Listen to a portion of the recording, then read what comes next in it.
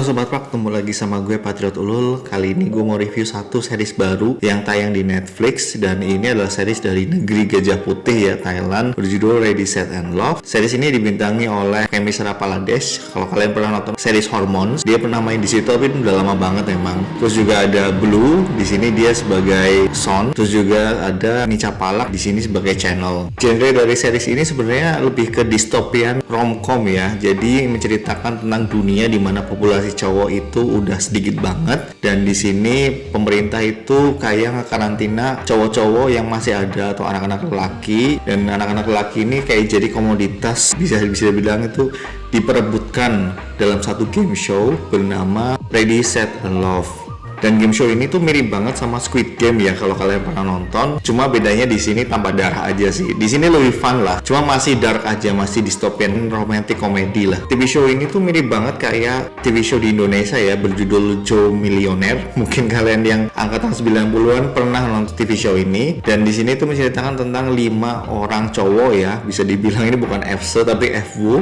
di mana 5 orang cowok ini akan diperebutkan oleh berbagai macam cewek untuk jadi pasangan dia. Series ini menceritakan seorang cewek bernama Day. Dia itu bekerja di sebuah minimarket. Dia tinggal bersama adiknya bernama May, dan May ini punya masalah paru-paru lah atau pernapasan. May ini tuh suka banget nonton TV show ini Ready Set and Love, dan suka sama satu tokoh atau karakter di sana bernama Son. Dan Son ini bisa dibilang tuh bintangnya lah di sana. Sebenarnya Day itu nggak peduli ya sama acara-acara begituan. At the end, si May ini tanpa sepengetahuan kakaknya itu mendaftarkan si Day ini, dan Day itu malah kepilih akhirnya. Sampai akhirnya Day itu datang ya ke acara ini. Dia itu ikut semacam kayak prakualifikasi lah bisa dibilang. Di sini ngingetin gue kayak film Slumdog Millionaire ya. Dan ada beberapa tokoh sentral juga di sesi ini, kayak Son udah diperkenalkan lebih dalam. Terus juga ada satu karakter cewek anak orang kaya yang arogan lah. Namanya itu Channel di sini. Channel dan Son ini bisa dibilang stereotypical banget ya. Channel tuh anak orang kaya yang sombong ya. Pokoknya dari awal kita akan diarahkan ke situ. Son juga agak-agak koki juga di sini, sampai pada saat Day itu kepilih ya, dia termasuk yang terpilih. Mereka itu akhirnya dibawa ke satu tempat bernama The Farm atau peternakan lah bisa dibilang. Dan di sini mereka harus ikut games ya untuk bisa menang sampai babak akhir.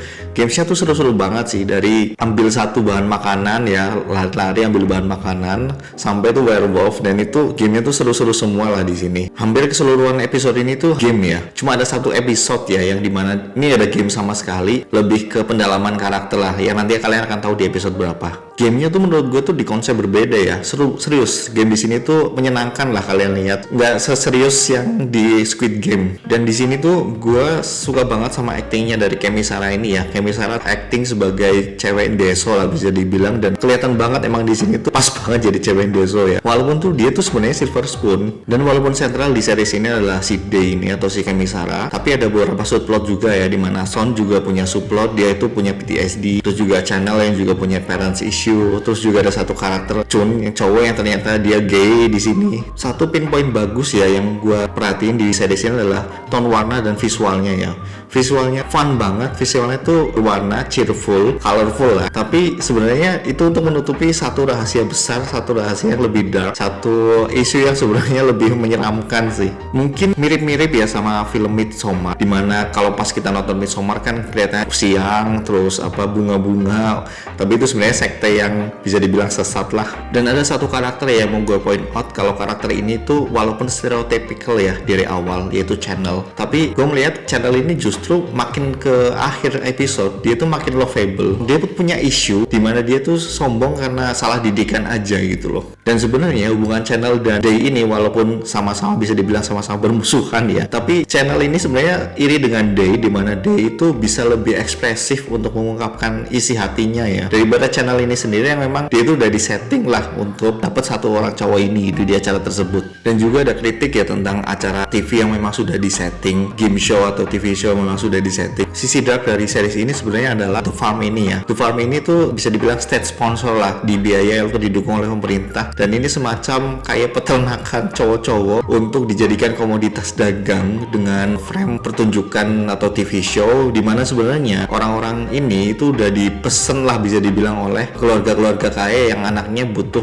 punya pewaris. 2 episode terakhir dari series ini sebenarnya lumayan seimbang ya, antara masih ada gamenya, cuma udah ada mulailah pemberontakan dari masyarakat lah di sini. Minus point ya sebenarnya untuk series ini cuma satu sih menurut gue sih, yaitu hubungan antara Son dan Emisarai atau Son dan Day. Ini adalah hubungan yang menurut gue itu terlalu dipaksakan, karena backstory mereka itu dipaksakan lah boleh bisa dibilang. Jadi si Son ini punya satu benda yang sama dengan yang Day punya, yang mana itu mengaitkan kepada masa lalu mereka. Sebenarnya gue nggak tahu ya, tapi menurut gue ini lebih baik mereka jadi stranger aja sih dengan masa lalu yang masing-masing aja. Sebenarnya The Farm ini menurut gue itu ngingetin ke satu film yang udah lama banget ya, hampir 20 tahun. Judulnya The Island. Bedanya tuh kalau The Island adalah orang-orang ini diternak untuk organ-organ mereka. Sementara untuk di The Farm ini yang diternak adalah cowok-cowok atau anak-anak laki-laki untuk orang-orang kaya lah. Gue jujur ngeliat series ini, lihat kalau perfilman Thailand tuh kayaknya lebih berani ya di sini untuk ngangkat satu dystopian movie atau satu tema-tema dystopian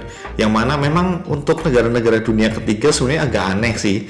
Cuma gue salut aja mereka berani untuk mengangkat hal tersebut dan digabungkan ya, dystopian ini digabungkan dengan kekonyolan khas Thailand yang mana ini lucu tapi creepy sebenarnya. Correct me if wrong ya, so far gue belum nonton film dengan tema yang sama di Indonesia tentang dystopian era atau dystopian komedi. Tapi kalau misalkan gue mungkin salah, tolong tulis di kolom komentar. Oke, mungkin cukup segitu aja review series ini dari gue. Untuk skor gue kasih 8/10.